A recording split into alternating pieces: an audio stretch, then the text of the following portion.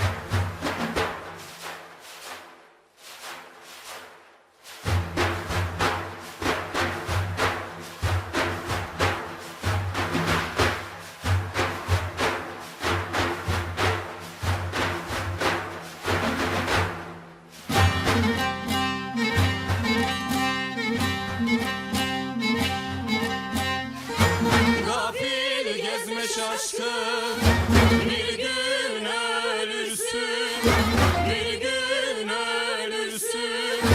Dünya kadar malım Leyli, Leyli, Leyli, Leyli. Olsa ne fayda söyleyen dillerin, söylemez olur, söylemez olur. Gibi olsa ne fayda, olsa ne fayda. Söyleyen dillerin söylemez olur, söylemez olur.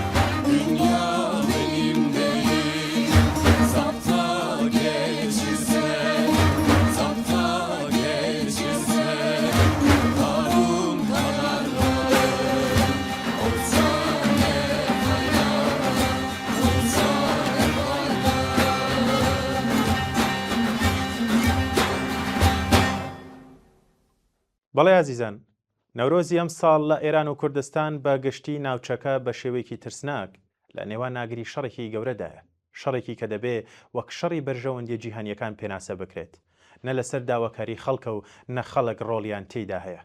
بەڵام وەک زۆر جار لە مێژوودا ڕوویداوە کاتێک کە هێزە دڵسەڵاتدارەکان بۆ بەرژەوەندی خۆیان بڕیار دەدەن، بەداخەوە ئەوە هەر ئەو خەڵکن کە دەبێ بەهای ئەو بڕیارانە بدەن، وەک شەڕێکی کە ئێستا لە ئارادایە. لەم بارودۆخەدا نەورۆز وەک ڕەمزێک بۆ ئاواتی نێوبوونەوە یادمان دەخاتەوە کە هەموو تاریکیەک سەرنجام بە ڕووناکی دەگات. هەمومان دەزانین هەرچەندە شەڕ دەتوانێت شارەکان وێران بکات، بەڵام ناتوانێت هیوای مرۆڤ وێران بکات، ناتوانێت ویستی ژیان و ئازادی لە ناو دڵی خەڵکدا بسڕێتەوە. مێژوو گەواهی ئەم ڕاستیە دەدات و بیرمان دەخاتەوە کە شەڕ و سەرکوت هەرچەندە بەهێز بن، بەڵام هەمیشە کاتێکی سنوورداری هەیە. ئەوە هیوای خەڵکە بۆ ژیان و ئازادی و ئاشتی کاتی نییە، هەتا هەتاییە. شەڕەکان زۆر جار بە ناوی خەڵک و مافی خەڵک بەرپا دەکرێت، بەڵام دەزانین کە چەندە دوورە لە ڕاستی. بۆیە چارەنووسمان نابێت تەنها بەدەست کەسانێکەوە بێ کە تەنیا شەڕ و نائەمنی و بێمافی ئاکامی دەسەڵاتیان بووە، بەڵکو دەبێت بەدەست کەسانێکەوە بێ کە بە پێچەوانەوە ئاکامی دەسەڵاتیان دەکات بە ئاشتی و ئەمنیەت و پێکەوە ژیانی ئاشتیانە، دەکات بە سەروەری جەماوەر بۆ دابینکردنی ئازادی و بەرابەری. ئەم کەسانە هەر ئێمەین، هەر خۆمانین کاتێک ببین بەهێز. نەورۆز هەمیشە کاتی هیوا بووە، کاتی ئەوەیە کە خەڵک لە دوای زستانی سەخلە چاوەڕوانی بەهار دەکەن. ئەم ساڵیش کە سێبەری شەڕباڵی بەسەر ناوچەکەدا کێشاوە، هەمان هیوایە کە دەبێت زیاتر لە هەر کاتێک بەهێز بکرێت. ئەگەر ئاگری شەڕ ڕەمزی وێرانکاری بێت، ئاگری نەورۆز ڕەمزی ژیان و نێبوونەوەیە. ئەم دوو ئاگرا بە دوو مەبەستی جیاواز دادەگیرسێن، یەکێکیان بۆ وێرانکردن و ئەوی تریان بۆ نوێکردنەوەی ژیان، بانگەوازێکە بۆ هیوای نوێ، بۆ بیرکردنەوەی نوێ و بۆ داهاتوێکی کە تێیدا جەماوەری بێبەش و بێماف بتوانن بە ئارامی و بە ئازادی بژین. لە کوردستان ئەم نەورۆزە لە نێو ئاگری شەڕ و هەڕەشە و نائەمنیدایە، هەستێکی جیاوازی لەگەڵ خۆی هێناوە. شاید ئەم ساڵ زۆر کەس لەسەر چیاکە ناگر نەکەنەوە، شاید دەنگی سەما و گۆرانی وەکو هەمیشە لە شەوان و ڕۆژانی نەورۆزدا نەبیسرێت، شاید نەتوانین ئاهەنگی بەرینی جەماوەری بە نیشانەی ئیرادەمان بۆ گۆڕینی دۆخی ژیان بگێڕین، بەڵام ئەمە واتای ئەوە نییە کە نەورۆز لە دڵی خەڵکدا خامۆش بووە. ئەم ساڵ شاید ڕێوەڕسمەکانی تایبەت بە نەورۆز لە کوردستان وەکو پێویست نەبێ، بەڵام پەیامی هەیە، پەیامی ئەوەی کە جەماوەری خەڵک هەرچەندە لە ناو شەڕ و تند و تیژی دابژین، هیوایان بۆ ژیان و ئازادی هەرگیز نامرێت. پەیامی ئەوەی کە زستانی سیاسی هەرچەند درێژ بێت، بەهاری گۆڕانکاری سەرنجام پێدەگات. هەمومان بەهێز و ئیرادەی خۆمان بۆ ڕۆژێک تێدەکۆشین کە ئەم وڵاتە لە شەڕپەرستان و تاریک بیران پاک بێتەوە، ڕۆژێک کە بەهێز و ئیرادەی خۆمان بتوانین لەگەڵ بوژانەوەی سروشت بەهاری ژیانمان لەژێر دروشمی ئازادی و بەرابەری و عەداڵەتی کۆمەڵایەتی جەژن بگرین. ئێمەش بەو هیوایە جارێکی تر نەورۆزتان لێ پیرۆز دەکەین. بەڵێ بینەران، ناوبڕێک وەردەگرم و دەست دەکەینەوە بە درێژەی بەرنامەکەمان.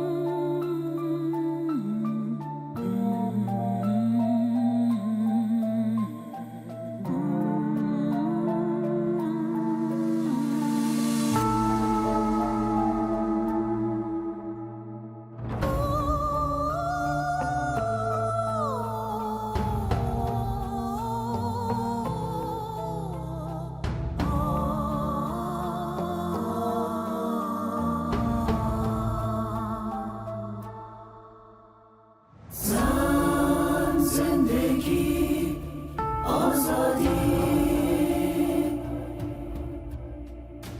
زن زندگی آزادی زن زندگی آزادی زن زندگی آزادی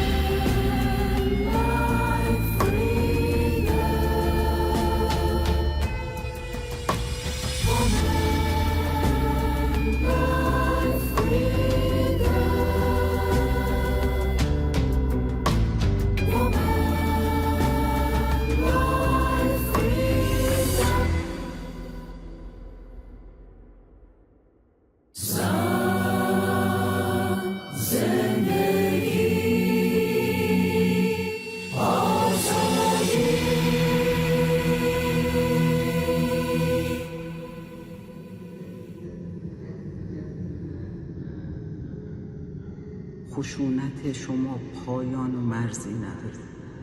سر تا سر این سرزمین خون جوونا و بچه ها مثل گنجشگاهی پرپر شده همه جا ریخته.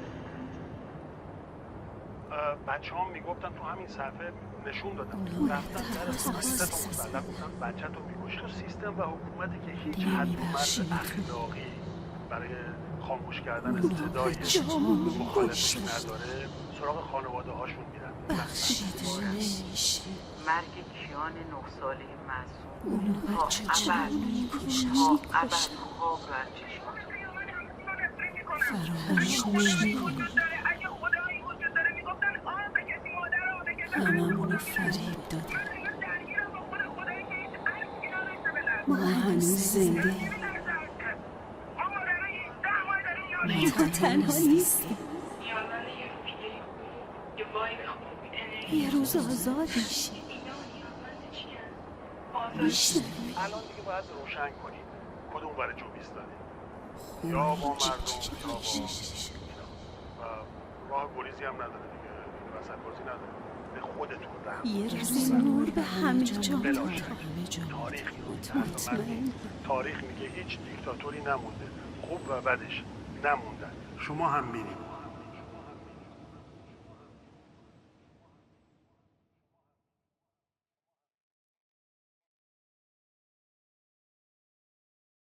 بینەرانی عزیز هەفتەی ڕابردوو 25 ڕەشەمە بەرامبەر لەگەڵ 16 مەرز ساڵڕۆژی کیمیابەرانی شاری هەڵەبجە بوو.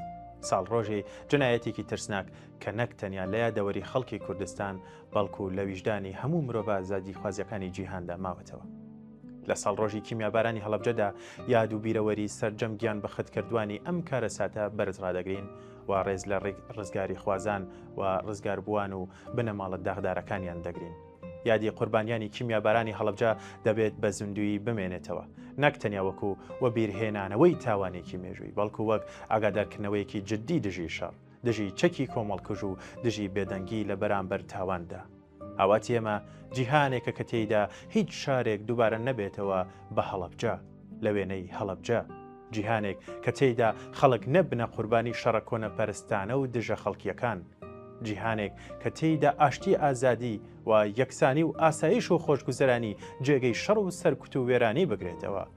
ئازیزان، ئەم ڕۆژانە هەروەها ساڵیادی گیان لە دەستدانی پێشمەرگەکانی گوردانی شوان یەکێک لە گوردانە لێهات و قارەمانەکانی کۆمەڵەیە. ئەم پۆلە لە پێشمەرگەکانی کۆمەڵە لە کاتی ڕوودانی هێرشەکە بۆ سەر ناوچەی هەڵەبجە لە گوندی سنووری بیارە لە حاڵی پشودان بوون و بە دەستپێکی هێرشەکە بە مەبەستی خۆ دەرباسکردن لە ناوچەی شەڕەکە.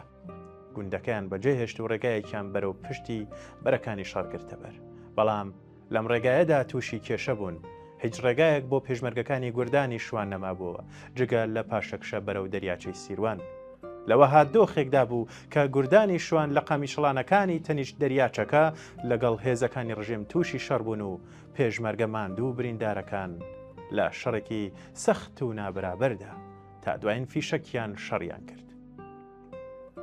لە 38مین ساڵیادی بۆمبارانی کیمیایی هەڵەبجە و گیان لە دەستدانی پێشمەرگەکانی گوردانی شوان یادوبەری و بیرەوەریان بەرز ڕادەگرین بە هیوای ڕۆژێکی کە ئەو شەڕ و سەرکوت و بێمافی هەژاری و نایەکسانیەی کە سیستەمی داگیرکەری کۆماری ئیسلامی هۆکار و سەبەبکاری مانەوەیەتی جێگای خۆی بدات بە ئاشتی، ئازادی، خۆشگوزەرانی و یەکسانی مرۆڤەکان کە ئامانج و ئارمانی هاوڕێیانی گیان بەختکردووی گوردانی شوان بوو و یادی ئازیزی هاوڕێیانمان لە گوردانی شوان و سەرجەم هەموو گیان بەختکردوانی ڕێگای ئازادی و سۆسیالیزم بەرز و بەرز ڕادەگرین.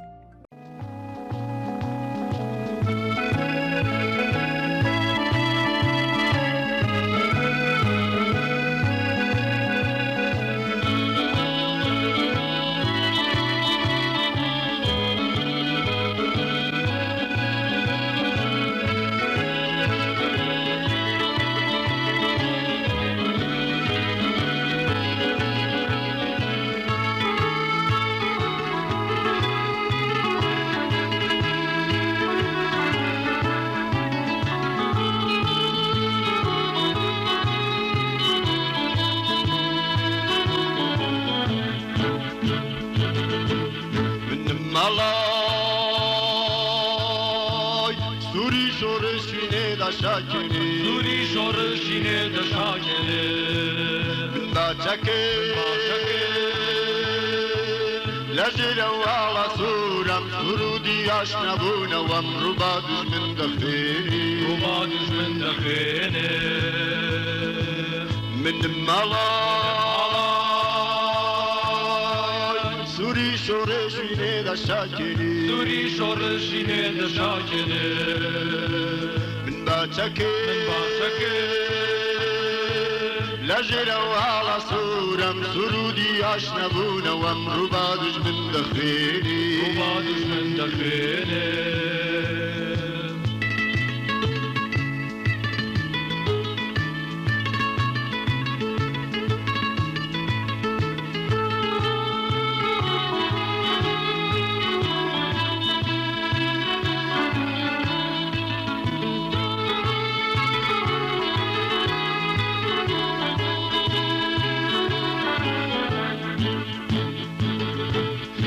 مرگی وشیارم رگی سختم لریا چکی دست دیری مشکم مجده دوار روشی تیا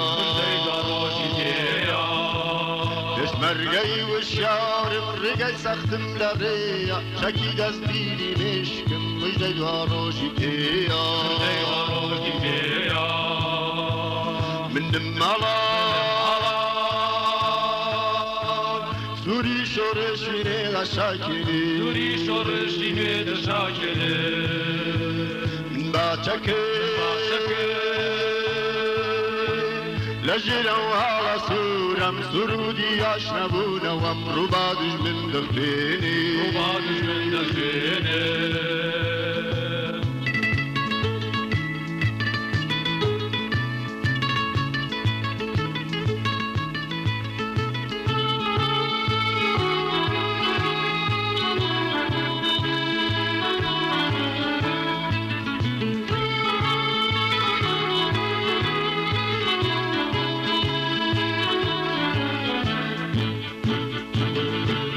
برزەلووت کە یامانجی خۆم و بیرو مەباستم لە خەبات واز نایێنم تا نەبینم سەرباستی برزەلووت کە یامانجی خۆم و بیرو مەباستم لە خەبات واز نایێنم تا نەبینم سەرباستی بنم مەڵا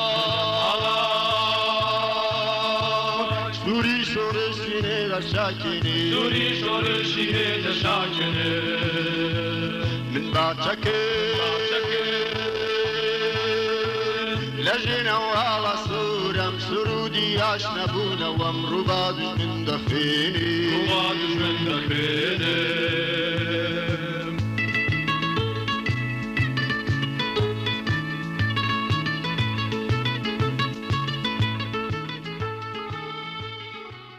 بەڵێ ئێستا کە من بۆتان دەدوێم لە نێوان شەڕێکداین شەڕی نێوان ئەمریکا و ئیسرائیل لە دژی کۆماری ئیسلامی و کە پێیناوەتە سێهێمین هەفتەی خۆی ئەم شەڕە بە چڕی بەردەوامەوە ڕۆژ بە ڕۆژ کەسانێکی زیاتر گیان لەدەست دەدەن ژیانی زۆر کەس لە ناو دەچێت ژێرخانی وڵات وێران دەبێت قوربانیانی ئەم شەڕە کەسانێکن کە هیچ ڕۆڵێکیشیان نەبووە لە دەستپێکردن و ئامانجی دژە خەڵکی هەردوولا نە ئامانجی کۆماری ئیسلامی کە لە هەوڵی مانەوەی خۆیدایە پەیوەندی بە ئازادی جەماوەرەوە هەیە نە ئامانجی ئەمریکا و ئیسرائیلیش کە هەوڵی بە چۆکداهێنان و کۆنتڕۆڵکردنی کۆماری ئیسلامی دەدەن پەیوەندی بە ڕزگاری خەڵکی ستەم لێکرا و تۆپساوی ئێرانەوە هەیە لەم نێوەندەدا هەرێمی کوردستانیش بەردەوام لەژێر هێرشی فڕۆکەی بێفڕۆکەوان و موشەکیدایە لەم بارەوە کۆمیتەی ناوەندی کۆمەڵە ڕاگەاندنێکی بڵاو کردوێتەوە کە لە بەشێکیدا بەم جۆرە هاتۆ بۆتان دەخوێنمەوە ڕێبەرانی هەرێمی کوردستان بە فەرمی ڕایانگەیاند کە نایەنەوێت بەشێک بن لەم شەڕە و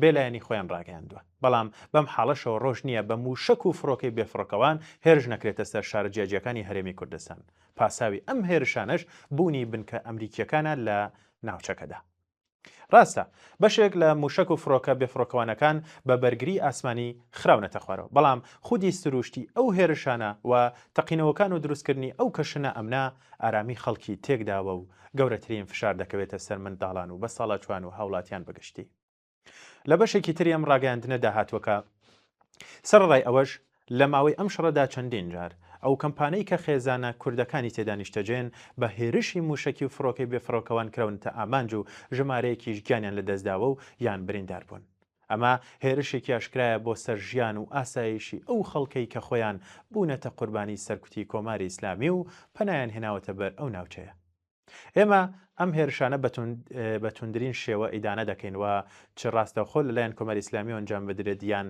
لەلایەن هێزە بە وەکالەتەکانی وەکو گروپەکانی حەشتی شابی کۆمەڵا پێشتریش ڕایگەاندووە کە هەرێمی کوردستان پشتی جەبهەی خەباتی چەکداری ئێمە نییە کۆمەڵا خۆی لە ئاست ئاسایش و خۆشگوزەرانی خەڵکی هەرێمی کوردستان بە بەرپرسیار دەزانێت ئەو خەڵکەی کە هەمیشە بە باوەشی ئاواڵاوە پێشوازیان لێکردوین نابێت باجی شەڕێک بدەن کە هیچ پەیوەندیەکی بەوانەوە نییە دەبێت دەست بەجێ هێرش بۆ سەر هەرێمی کوردستان ڕابگیرێت و ئاسایشی خەڵکی ئەم هەرێمە گەرنتی بکرێت نابێت لەوە زیاتر لە شەڕ و ململانەی نێوان زلهێزەکان کایە بە گیان و ژیانی خەڵکی بێدیفاع بکرێت بڵێ بینەران کۆمەڵێک پەیام و نامەمان بۆ هاتووە کە وەک ڕەواڵی بەرنامەی ئێمە و بینەران منیش پەیام و نامەکان و نووسراوەکانتان بۆ دەخێنەوە کە لەلایەن کۆمەڵی بەڕێزەوە بۆمان نێردراوە یەکێک لەو نووسراوانەش کە بۆمان هاتووە لەلایەن کاگنادرەوەیە کاگنادر لە نووسراوەیەکیدا دەڵێ لە ڕوانگەیەکی ترەوە تیشک بڵین دەخاتە سەر ئەم شەڕە و پێمان دەڵێ پێکهاتی دەسەڵاتی خۆسەپێنەر ئاکامێکی جگە لە کارەسات بۆ کۆمەڵگا نییە بەڵێ بینەران وەک ڕەواڵی هەمیشەیی بەرنامەی ئێمە و بینەران کۆمەڵێک نووسرا و پەیام و نامەی کۆمەڵی بەڕێزمان لایەکە بۆتان دەخوێنمەوە بەم جۆرەش یەکەم نامەمان لەلایەن کاگنادرەوەیە کە نووسراوێکە لە نووسراوەکەیدا کاگنادر دەڵێت لە ڕوانگەیەکی ترەوە بڵێن تشک دەخاتە سەر ئەم شەڕە و پێمان دەڵێ پێکهاتی دەسەڵاتی خۆسەپێنەر ئاکامێکی جگە لە کارەسات بۆ کۆمەڵگا نییە کاگنادر نووسیوێتی لە هەر کۆمەڵگەیەکدا کە لە بەردەم گۆڕانکاری سیاسیدایە یەکەم نیشانەی مەترسی نە لە شەقامەکاندا بەڵکو لە زەمەنەوە دەردەکەوێت پێشەوەی گولەیەک بتەقێت یان بەندین خانەیەک بەرپا یان بەندخانەیەک بەرپا بکرێ وشەکان دەگۆڕدرێن مەخالیف دەبێتە دوژمن، ڕەخنەگر دەبێتە خیانەتکار و جیاوازی دەبێتە مەترسی. بۆیە مێژووی سەدەی 20م فێری کردوین کە توندوتیژی سیاسی هەمیشە لە توندوتیژی کەلامیەوە دەستی پێکردووە. هیچ ستەمکارێک لە ناکاو لە ئاسمانەوە نەهاتۆتە خوارەوە. هەمویان لەو کاتەوە سەریان هەڵدا کە کللتوری دیموکراتیک لە ڕێگای بەشداری خەڵک لە سەر چارەنووسی خۆیان پەراوێز دەخرێ و گروپێکی دیاریکرا و باوەڕ بەوە دەهێنن کە حەقیقەت تەنها لای ئەوانە و ئەم باوەڕە پیرۆز دەکەن و ئەم پیرۆزیە دەکەن بە کللتوری کۆمەلگا. باوەڕ دەهێنن کە تەنها یەک ڕێبەر و تەنها یەک ڕێگا هەیە و هەردەنگێکی جیاواز دەبێت خامۆش بکرێ. بەم جۆرە کۆمەلگایە کە ئیمکانی قسەکردن، پرسیارکردن، ڕەخنەگرتن لە نێو دەبات پێش ئەوەی مخالیفەکانی لەناو ببات، خۆی لە ئیمکانی تێگەیشتن لە ڕاستیەکان بێبەش دەکات. بۆ ئەوانەی ناسنامەیان لەسەر ڕێبەری تاک بنیاد ناوە، هەر ڕەخنەیەک لە ڕێبەر ڕەخنە لە خۆیان و پیرۆزیە وەهمیەکەی خۆیان دەزانن. تەنها زانیاریەک دروستە کە ڕێبەر پشڕاستی کردبێتەوە هەر دەنگێکی جیاوازیش بە خیانەت بە پیرۆزیەکانی ئەژمار دەکرێت.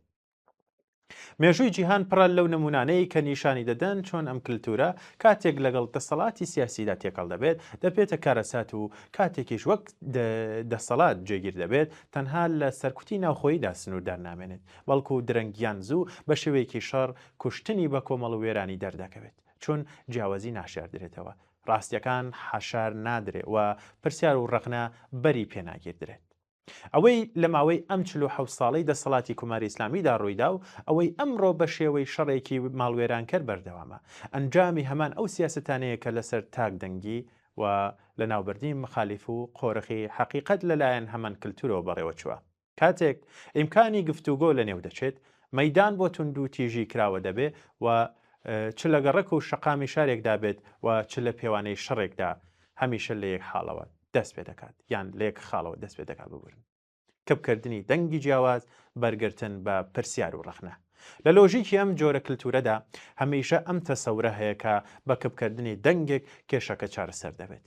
وەک ئەوەی بڵین بە کوژانەوەی گڵۆپێک جیهان بۆ هەمیشە تاریک دەمێنێتەوە، بەڵام کۆمەلگا شتێکی هاوشێوەی سروشتە. دەنگەکان، داواکاریەکان و جیاوازیەکان وەکو گوڵی لالەن کە هەر بەهارێک دووبارە سەر هەڵدەهێننەوە و پرسیاری سەرەکیش ئەوەیە. تەنانەت ئەگەر دەسەڵات بتوانێت دەنگ کەب بکات، بەرامبەر گەڕانەوەی سروشتی ژیان و سەرهەڵدانەوەی گوڵە لالەکان چ دەکات؟ هیچ سیستەمێکی سیاسی نەیتوانیوە ئەم پرۆسەی سەرهەڵدانەوە لە کۆمەلگا ڕابگرێت. بۆ چارەسەر زووتر پەنادەباتە بەر توندوتیژی کە ئەویش نیشانەی بەرچاوی ڕووخانی باوەڕەکانێتی.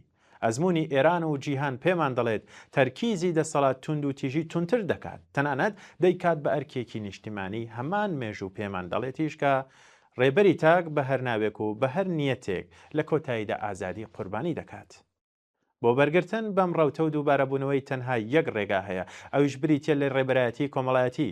ڕێبەرایەتی کۆمەڵایەتی دەسەڵات دابەش دەکات، توندوتیژی کۆنتترۆل دەکات و ئیجازە نادات یەک کەس یان یەک جەریانی سیاسی کۆمەلگا بۆ خۆی قۆرەق بکات. بزوتنەوەی ژن ژیان ئازادی نیشانیدا کە ئێرانی ئەمڕۆ ئێرانی ڕێبەرانی تاک نییە، ئێرانی تۆڕەکان، شۆراکان، هاوپشتی و بڕیاردانی کۆمەڵایەتیە.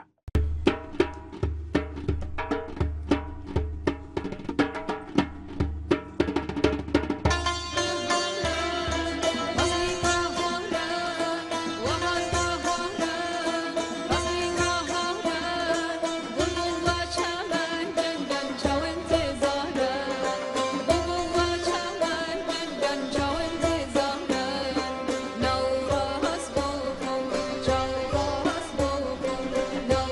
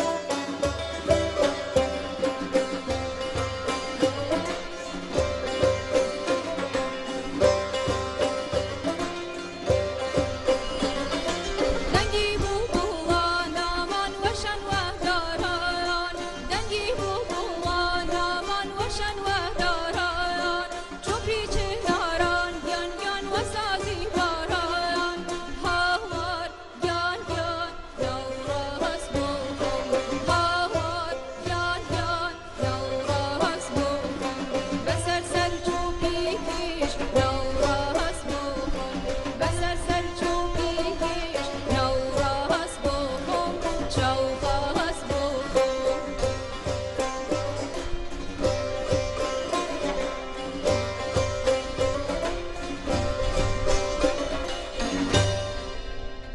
بڵێ بەڕێزان پەیامێکی ترمان هەیە کە لەلایەن کاکمەریوانەوە بۆمان نێردراوە پەیامێکی بناردوین لە نووسراوەیەکیدا دەڵێت کوشتنی خامنەی لەم جەنگە تازەیەدا کۆمەڵێک پرسیاری سەبارەت بە ئێران هێناوەتە گۆڕێ ڕەنگە یەکێک لە گرنگترین پرسیارەکان ئەوە بێت کە ئایا تێزی دەسەڵاتی ویلایەتی فەقیهی ئیسلامی چی لێدێت خومینی کە داهێنەری ئەم تێزەیە هەم خۆی و هەم عەلی خامنەی جێگرەوەی پەرەپێدەر و پارێزەری ئەم تێزە بوون و بەسەر کۆمەڵگە و دەوڵەتی ئێرانیدا سەپاند خومینی لە نێوان ساڵەکانی 1970 بۆ 1970 زایانی و خامنەی لە دوای مردنی خومینیەوە تا ڕۆژی شەممەی چەند هەفتەی ڕابردوو واتە بۆ ماوەی زیاتر لە 35 ساڵ وەلی فەقیهی ناوحکومڕانی بووە لە ئێراندا لەناو ئەو زەمانە سیاسیەدا کە لە دوای 1970 دروست دەبێت لە پاڵ دەستەواژەی وەلی فەقیهی ئیسلامی دەستەواژەکانی ترەوەکو ڕەهبەر و مرشیدی ئەعلا و مەرجە و سەرۆکی باڵا و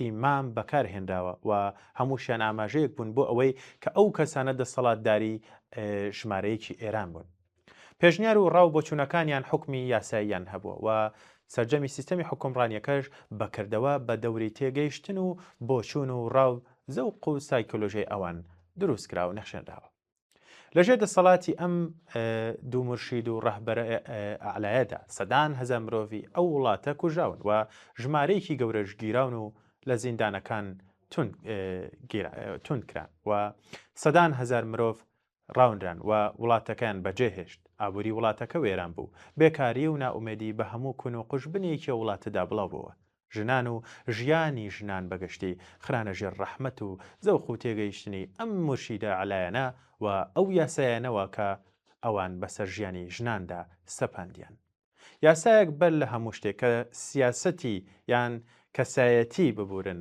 سربەخۆ و ئازادی لە ژنان دەسێنێتەوە ئینجا نەتەوەکانی تری ناو وڵاتەکە و دیندارە خەیرە شیعە و کەمایەتیەکان وەک مرۆڤی پلە دوو و پلە سێ مامەڵە دەکردن لەگەڵیان دەکرێت و مامەڵە دەکرێن وی تریش ئەم دۆخەوە دەکات یەکێک لە پرسیارە سەرەکیەکانی ئەم ساتەوەختە ئەوە بێت ئایا کۆتایی خامنەی کۆتایی سیستەمی ویلایەتی فەقیهی ئیسلامیە لە وڵاتەکەدا کاکمەریوان لە بەشێکی تری نووسراوەکەیدا دەڵێت لە دوای سەرکەوتنی شۆڕشی ئێرانیشەوە کە ئەم تێزی ویلایەتی فەقیهی ئیسلامی دەبرێتە ناو دەستوری ئێرانیەوە و لە 16 شوێنی ئەو دەستورەدا باز لە مەسەلەی ویلایەتی فەقیهی ئیسلامی دەکرێت دەستوری ئێرانی پێی لەسەر ئەوەدا دەگرێت کە سەرکردایەتی وڵاتەکە دەبێت لە دەستی فەقیهی ئیسلامی دابێت و ئەو ڕەهبەرە پارێزەری دەستگا جیاوازەکانی ناو سیستەمە کۆماریەکە و ئەرکە سەرەکیەکانی بێت بۆ ئەوەی لە هەر شتێکی کە بەلادانی بزانێت بیپارێزێت بەڕای زۆر کەس ئەو دەسەڵاتانەی گە دەستوری ئێرانی بە ڕەهبەر یان سەرۆکە ئیسلامیەکەی دەبەخشێت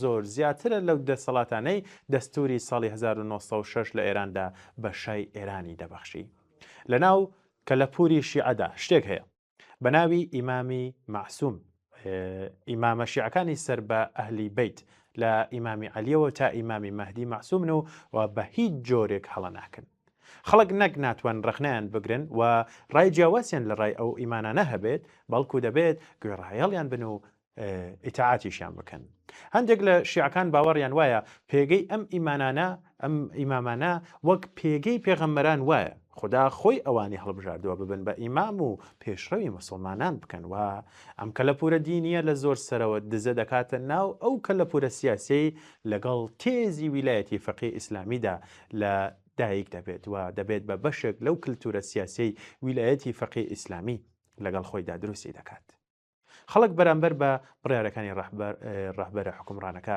پێویستە تەنها یەک کاردانەوە نیشان بدەن گوێڕایەڵی و ئیتاعاتکردن نەک هەر خاڵی یان خەڵکی ئاسایی وڵاتەکە بەڵکو سەرجەمی و پیاوە ئاینیانەی تریش کە سیستەمی ویلایەتی فەقیهیان قبوڵە ئەوانەش ئەم سیستەمەیان قبوڵ نییە ناتوانن وەڵامی فەقیهی ئیسلامی حکومڕانەکە بدەنەوە چونکە وەڵامدانەوەی ئەو وەک وەڵامدانەوە بە ئیمامی مەهدی و لە ڕێگای ئیمامی مەهدیشەوە بە خوددا وایە هەرچی ڕاهبەرە ئیسلامی حکومڕانەکەشە پێویستە هەمیشە هەم شیعە بێت و هەم پیاو و کەسانی ناشیعە و ژنان ناتوانن ئەو پێگەیان هەبێت لە ئەزمموی ئێرانیدا وەلی فەقیهی ئیسلامی ئەو مەرجع هەمووان بۆی بگەڕێنەوە و بڕیار و دەسەڵاتەکانی قوبوڵ بکەن.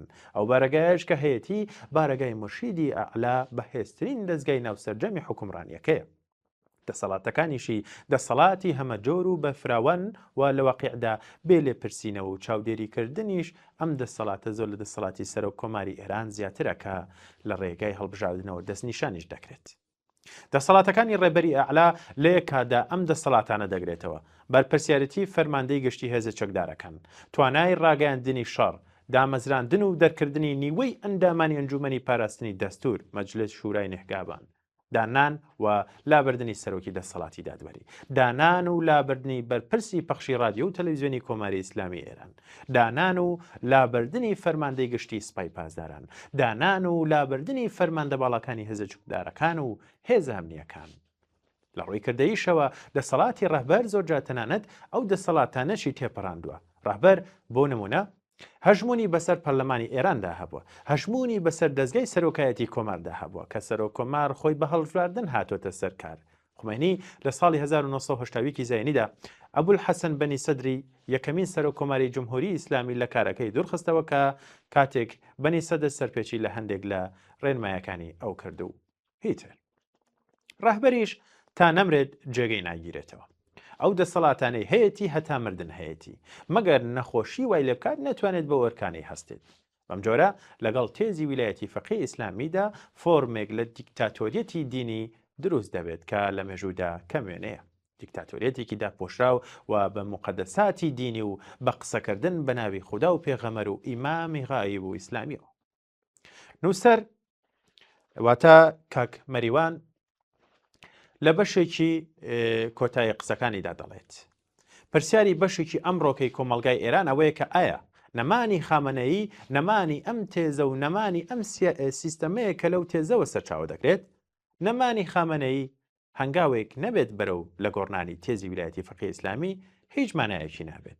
پرسیارەکە ئەوەیە دوای نەمانی خامنەیی چۆن ڕێگە لە دروستبوونی ستەمگەرێکی دینی و نادینی بگیرێت کە نەتوانێت ئەو کارە سات و تراژیدیانە دووبارە بکاتەوە کە ستەمگەری ئیسلامی لە وڵاتەکەدا زاڵی کردەبوو.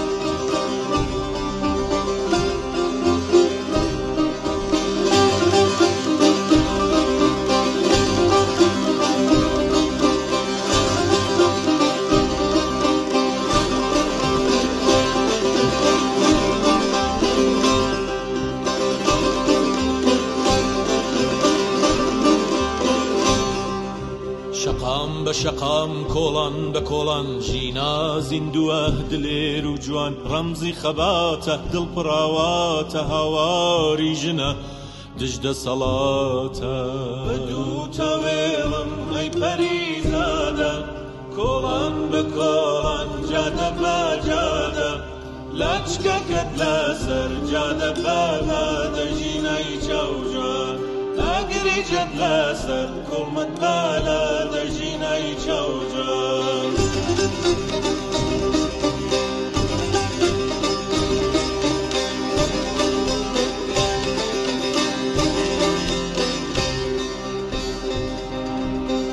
هەڵدان ژینە بەرخۆدان ژینە ژینە ناوی تۆ کڵپەی ئەورینە هەستە ببینە ئەو ڕقوقینە لە تۆڵەی تۆوە گڕی سوورە سەریشینە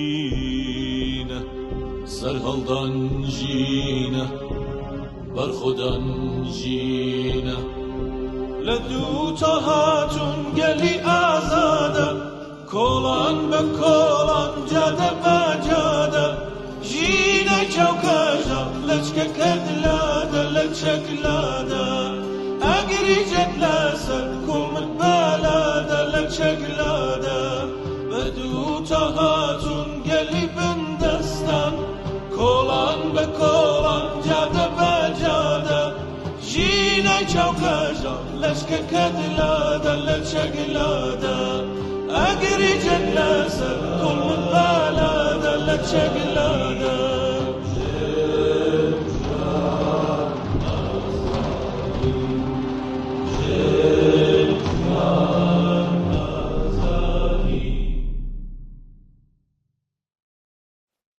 بەڵێ عزیزان پەیام و پرسیارێکمان بۆ هاتووە لەلایەن هاوڕێ سوبحی لە نروێژەوە لە پەیامێکدا نووسیبێتی زۆر جار لە لێدوانە سیاسیەکاندا باسی هێڵی سوور دەکرێت. پرسیارم ئەوەیە مەبەست چییە و چی هێڵی سوورە و چی نییە. سپاس لە هاوڕێ سوبحی کە لەم بارەیەوە دەتوانم بڵێم قسە زۆرە و لەوانەیە ڕابۆچوونی جیاوازیش هەبێ. بەڵام بە کورتی لە فەلسەفەی سیاسیدا هێڵی سوور وەک پارێزەرێک بۆ پاراستنی بەرژەوەندیە باڵەکان پێناسە دەکرێت.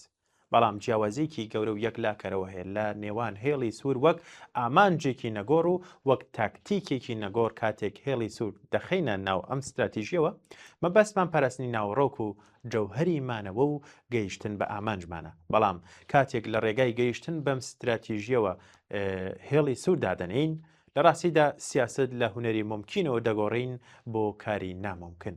بە واتایەکی تر لە سیاستدا نابێ ئامانج استراتیژی و تاکتیک تێکەڵ بکرێ. لە ڕوانگەی ئێمەوە دانانی هێڵی سوور بۆ ئامانج پێویستە و نیشانەی ناسنامە و ئەو بنەمایانەیە کە ئامانجمانەوە. نەبوونی هێڵی سوور لە استراتیژی داواتە پاشگەز بوونەوە لە بنەما سەرەکیەکان و پێچەوانەوە دانانی هێڵی سووریش لە تاکتیکدا بۆ گەیشتن بە ئامانج هەڵەیە. کاتێک لە ڕێگای گەیشتن بە ئامانجەکەمان وەکو تاکتیک هێڵی سوور دادەنین دەست و لاقی خۆمان دەبستینەوە و مەیدانی مانۆر بۆ نەیارانمان چۆڵ دەکەین. زۆر کەس وا دەزانن هێڵی سوور لە سیاسە داواتە لە هیچ شتێکدا نەرمی نەنوێنیت. بەڵام ئەمە هەڵەیەکی گەورەیە. بۆ ئەوەی لە سیاسەتدا سەرکەوتوو بیت دەبێت بزانیت هێڵی سوور لەکوێدا دادەنیت.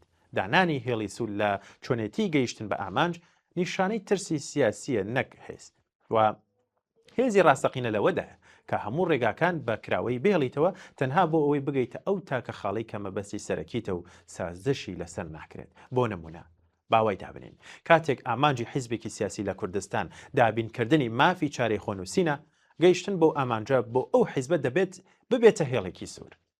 بەڵام دانانی هێڵی سوور بۆ تاکتیک و هەوڵەکان بۆ گەیشتن بەو ئامانجە هەڵەیەکی گەورە و بەستنەوەی هەموو ڕێگا دیپلۆماتیکەکانە کە ئەڵبەت نابێ ناتەبابێت لەگەڵ استراتیژی سیاسی. بە کورتی دەتوانم ئەوە بڵێن هێڵی سوور بۆ ئامانج و استراتیژی پێویست و یەکلاکەرەوەیە و هێڵی سوور بۆ تاکتیک گەیشتن بە ئامانج هەڵەیە و دوورکەوتنەوە لە کەڵک وەرگرتن لە دەرفەتەکانە.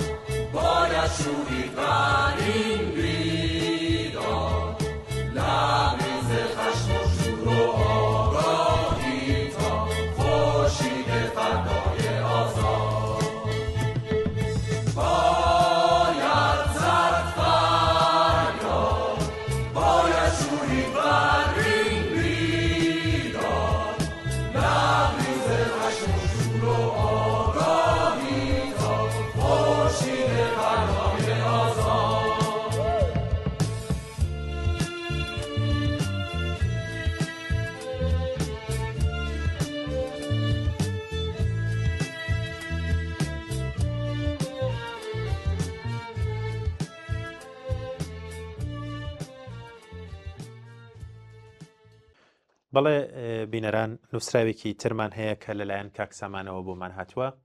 کاکسامان نووسیبێتی خاڵێک کە گرنگیەکی زۆری هەیە ئەوەیە کە خەڵکی کوردستان دەبێ وەریابن.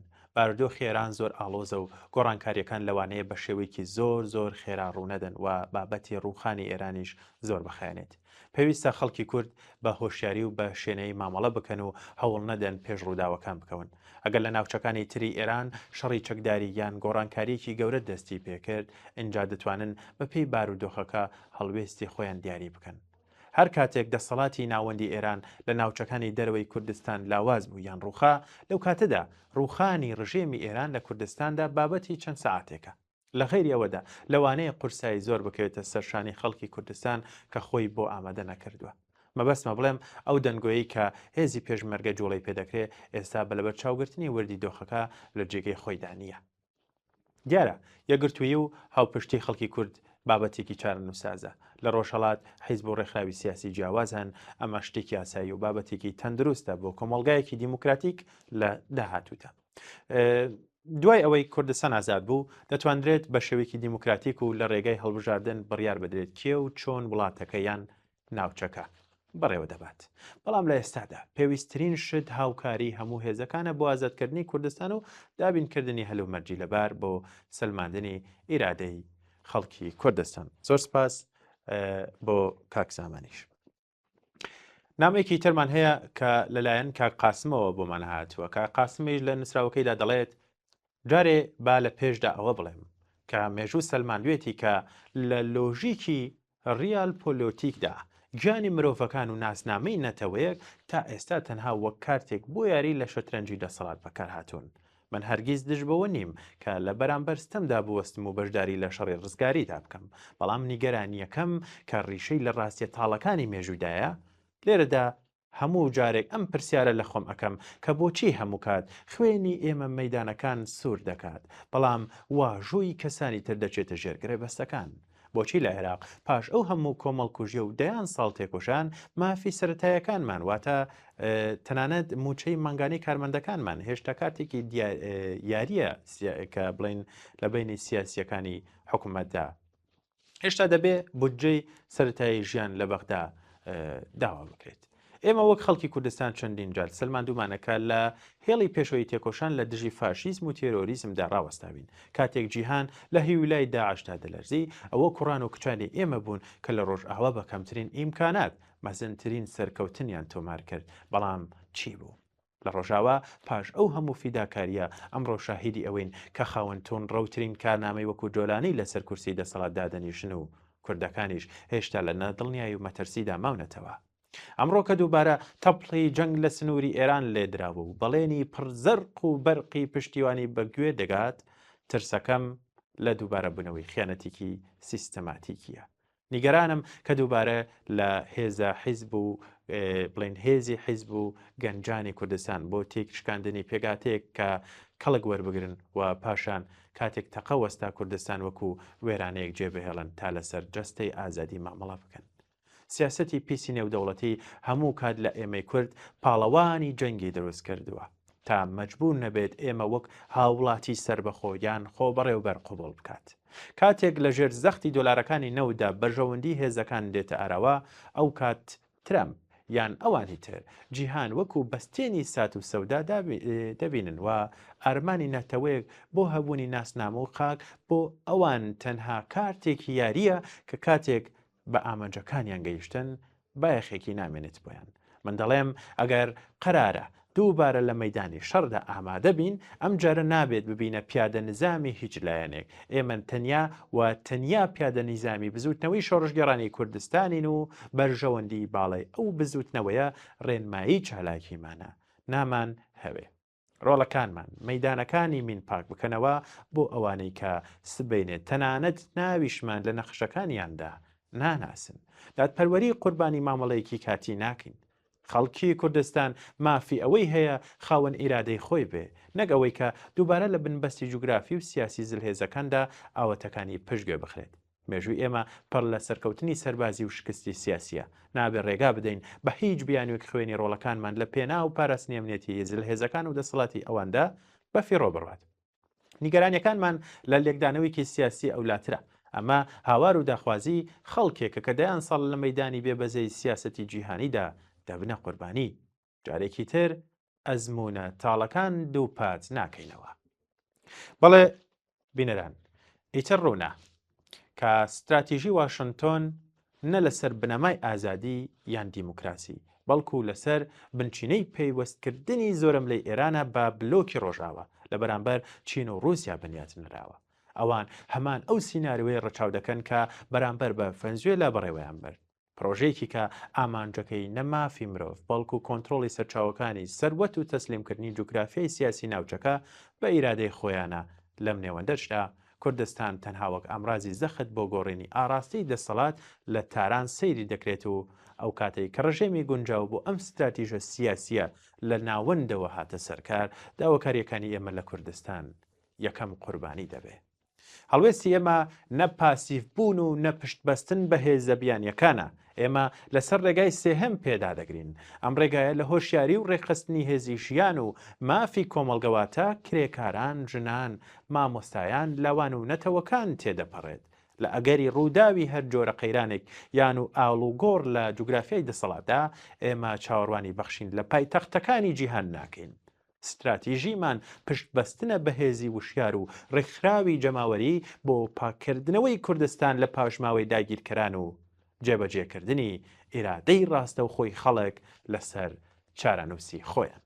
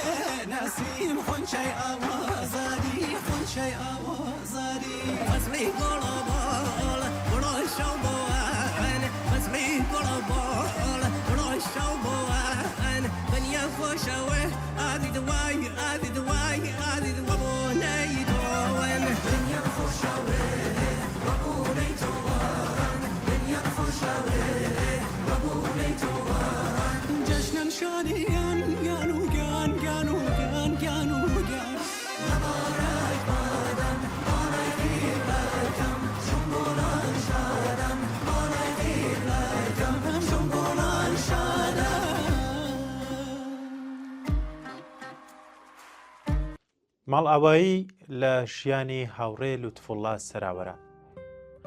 بەداخ و پەژارێکی زۆرەوە ئاگدارکراین کە هاوڕێ لوتفوڵڵا سەراوەران پێشمەرگەی دێرینی کۆمەڵا بەهۆی نەخۆشیەوە ڕۆژی 15 مانگی مارسی 2026 لە وڵاتی سوید ماڵاوی لە ژیان کرد.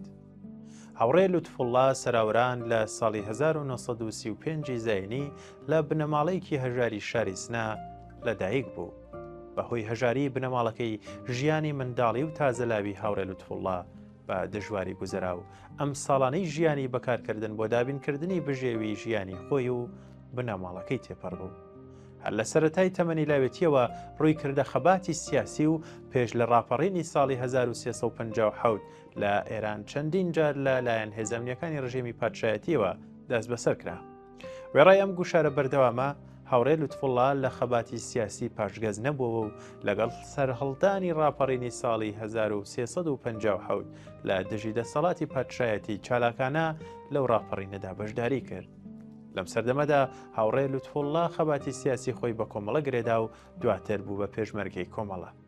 هاوڕێ لوتفوڵڵا دەورێکی بەرچاوی هەبوو لە خەباتی جەماوەری شاری سنە. شەڕی 24 ڕۆژە و خۆراگری بەناوبانگی ناسرا و بە نەورۆزی خوێناوی لەو شارە. هاوڕێ لوتفوڵڵا لە ساڵی 1990 زاینی ڕووی کردە دەرەوەی وڵات و لە وڵاتی سوید نیشتەجێ بوو. لە دەرەوەی وڵاتیش وەک دۆستێکی بەوەفای کۆمەڵە و هەڵسوڕاوێکی سیاسی درێژەی بە خەباتدا و خۆی بە پەرۆشی چارەنووسی کۆمەڵە و بزوتنەوەی شۆڕژگەڕانەی کوردستان دەزانی. وێڕای ڕێزدانان بۆ خەباتی دڵسۆزانەی هاوڕێ لوتفوڵڵا سەراوەران و پێزانینی خۆمان بۆ دڵسۆزی وەفاداری بۆ کۆمەڵە لەلایەن سەرجەم ڕێزەکانی کۆمەڵە و حیزبی کۆمونیستی ئێرانەوە هاوخەمی خۆمان لەگەڵ سەرجەم بنەماڵی بەڕێزیان دەردەبڕین و یادی ئازیزی هاوڕێ لوتفوڵڵا سەراوەران بەرز و بەڕێز بێت.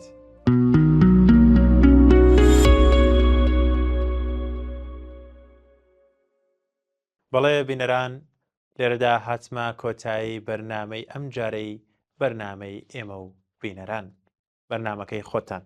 هیوادارم توانی بێتم بەرنمەیەکی باشم پێشکەش بە ئێوەی خۆشەویست کرد بێ.